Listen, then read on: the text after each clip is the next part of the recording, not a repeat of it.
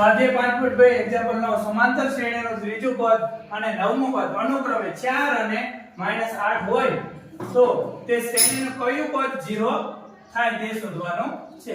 હવે આપણે તફાવત પણ આપેલ નથી અને પ્રથમ પદ આપેલ નથી.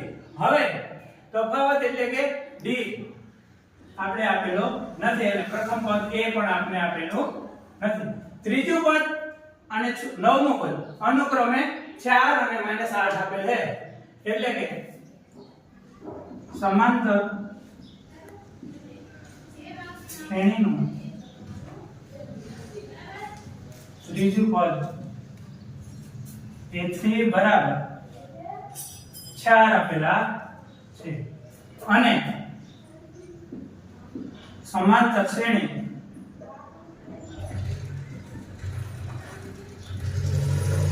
નવમું પદ a9 બરાબર -8 આપેલા.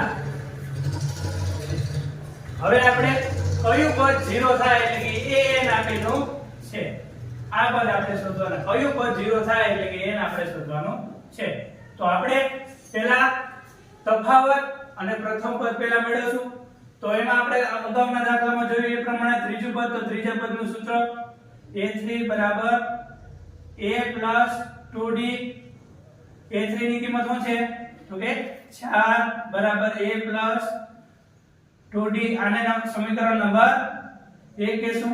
ત્યાર પછી કયું પદ આપેલું છે તો કે નવમું પદ આપેલું છે. તો નવમા પદનું સૂત્ર a9 બરાબર a plus 8d. a9 ની કિંમત શું છે તો કે -8 બરાબર a plus 8. આને આપણે કહીશું સમીકરણ નંબર. હવે બંને સમીકરણને આપણે શું કરતા હતા અગાઉના દાખલામાં જોયું પ્રમાણે લોપની રીતે. તો સમીકરણ બંને સમીકરણ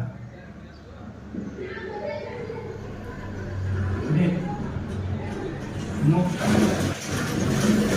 હવે સમીકરણ એક છે 4 બરાબર a plus 2d.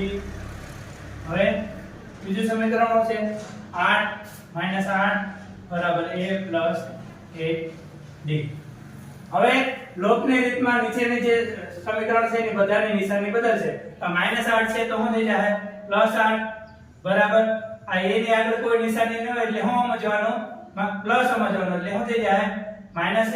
આ પ્લસ આપેલા છે +8d એટલે કેટલા થઈ જાય માઈનસ. હવે આ નિશાની હવે ધ્યાનમાં રાખવાની નથી. નવી નિશાની જે આવી ધ્યાનમાં લેવાની છે 4 + 8 એટલે કેટલા થશે 12 + a અને -a ઉડી ગયા અને 2d માંથી 8d બાદ કરીએ એટલે -6d બરોબર.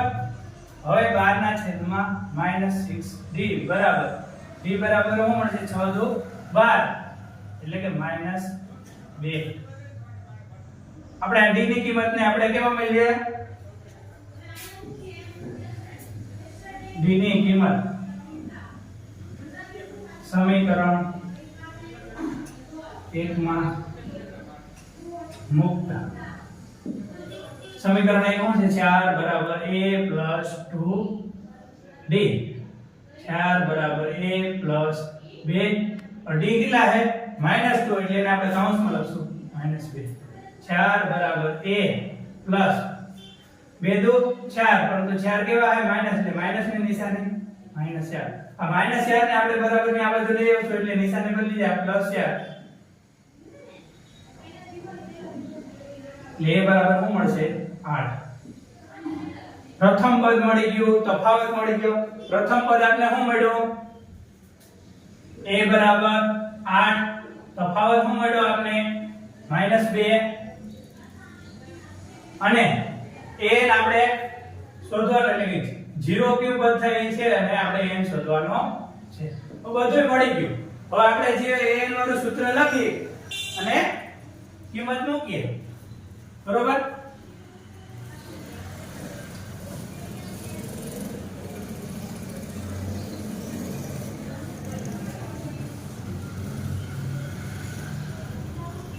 આ પદ શોધવાનું સૂત્ર આપણે an બરાબર a plus n minus 1 ગુણ્યા d.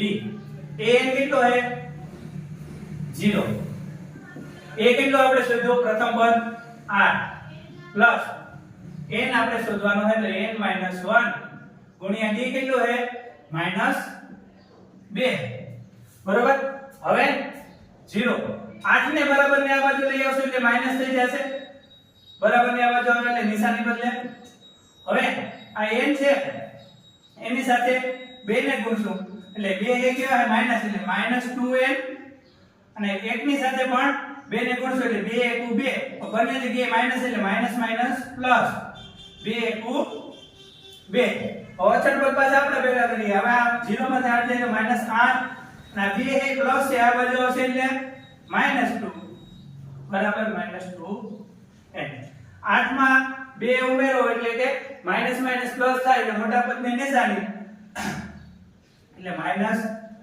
-10 ના છેદમાં -2 બરાબર n હવે કેટલા મળશે 5 દુ 10 માઈનસ માઈનસ પ્લસ એટલે પાંચમો પદ છે ને એ આપણું 0 થશે એટલે સમાંતર શ્રેણીનું